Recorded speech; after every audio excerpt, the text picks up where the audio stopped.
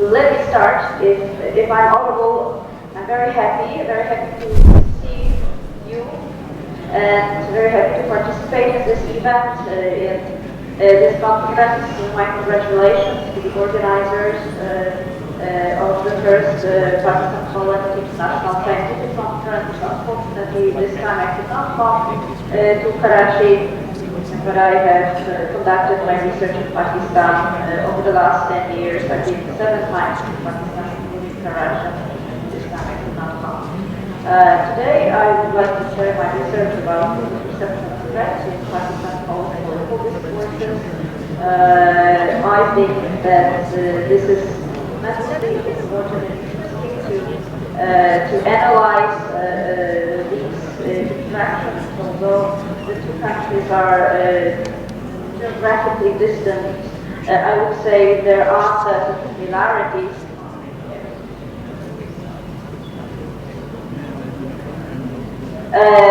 In this political discourses, I would give my analytical framework that refers to the uncertainties resulting from a variety of sources that the countries have to deal with.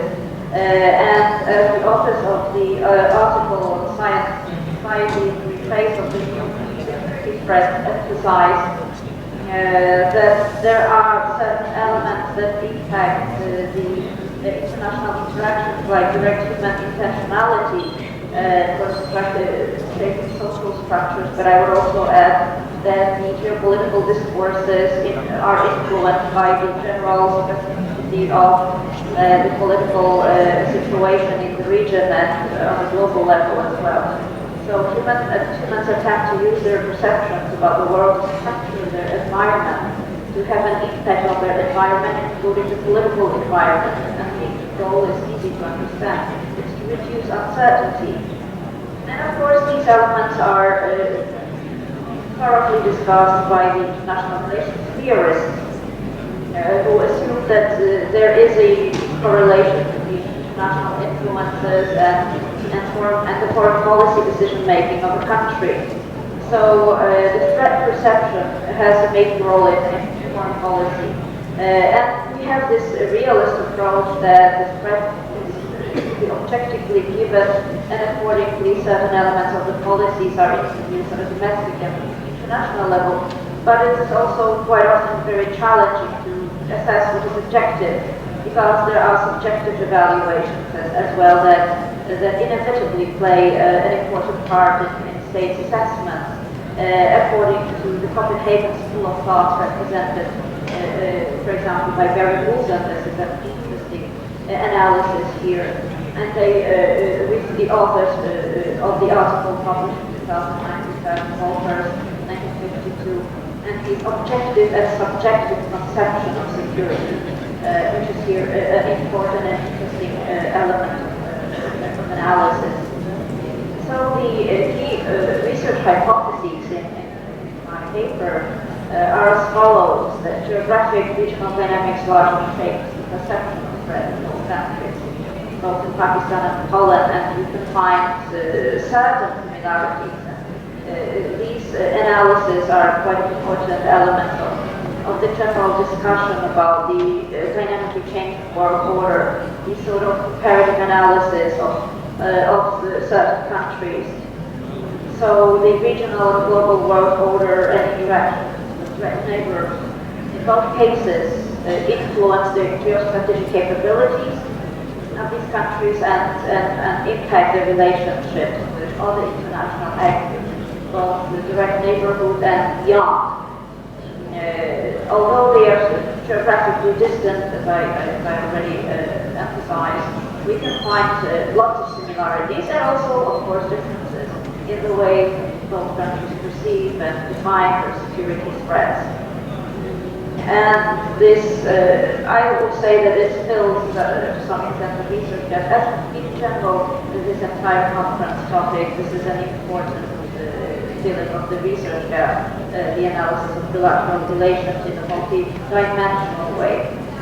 So this is the aim of the study, to analyze both state approaches towards powerful neighbors, to find similarities in the threat-related narratives in Islamabad, of course. So, and present empirical case study research that addresses the influences of external, domestic circumstances on the perception of threat and the way it transforms into political discourses, because the perception of threat per se is a very important element that has impact on the way both countries project their own political activities and present the international relations, find, assess similarities and differences of these narratives. As we can see here, of course it was mentioned, and I'm sure it was also mentioned at the beginning of the conference, the differences from 138 million countries, Pakistan, 220 or more. So in this regard, these two countries are quite different.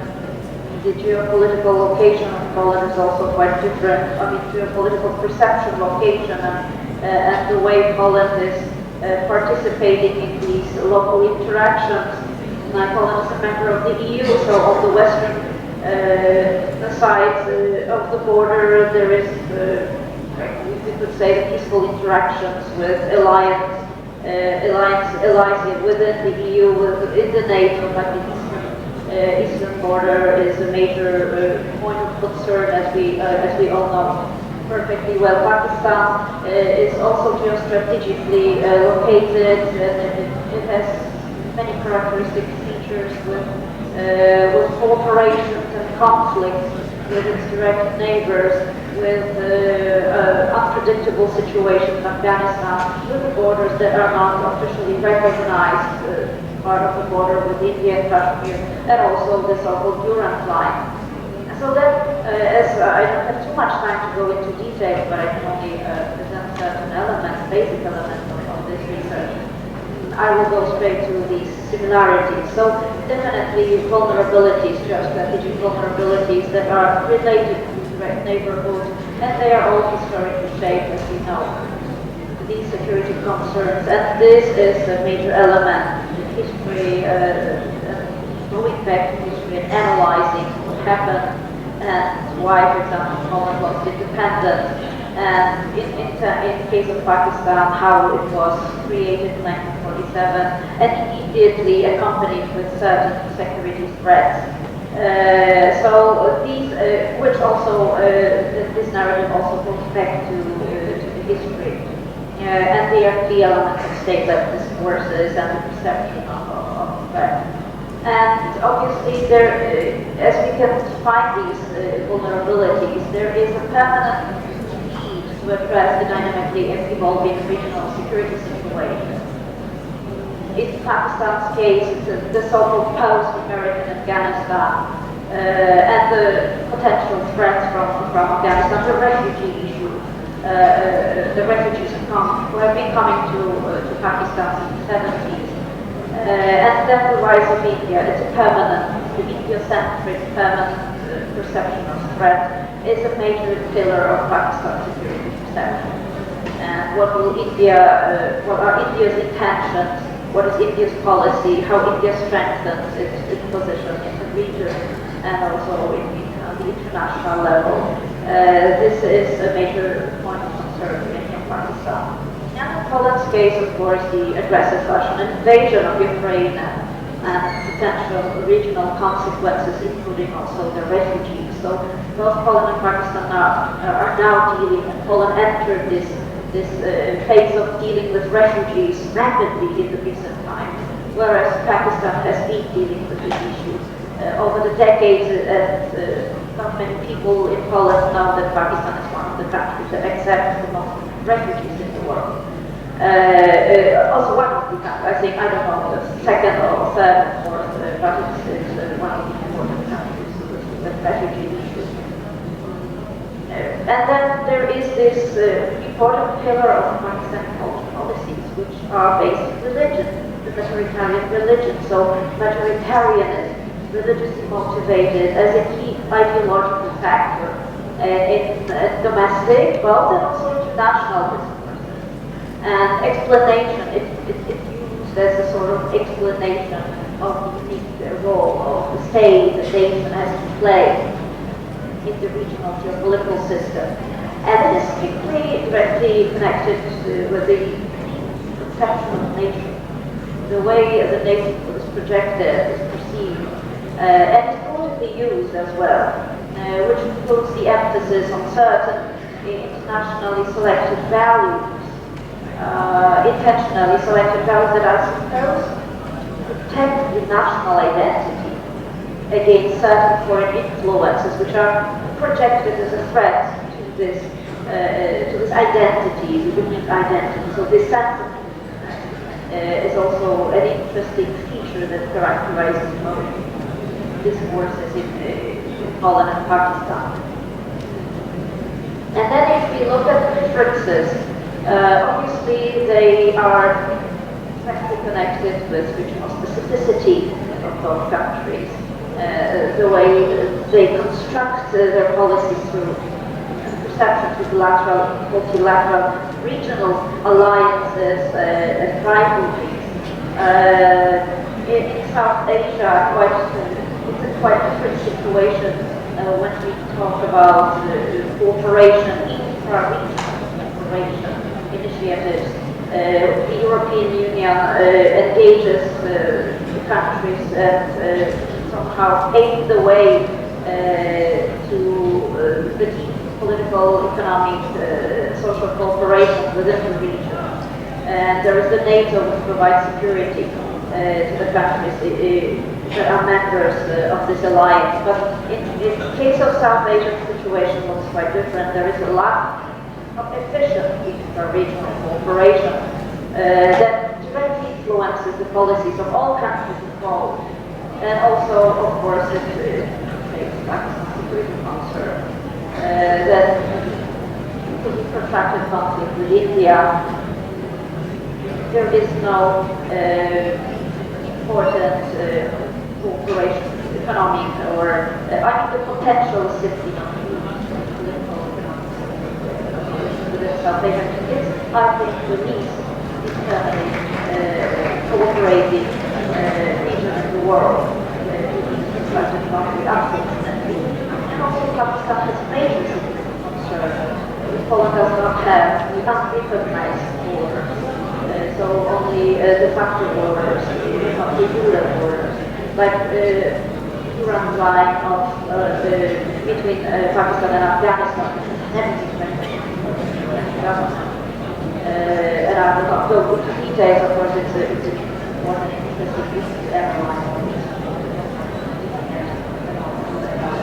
And then the line of control, of course, in Kashmir, the divided region, and this probably no prospect for resolution in the upcoming time.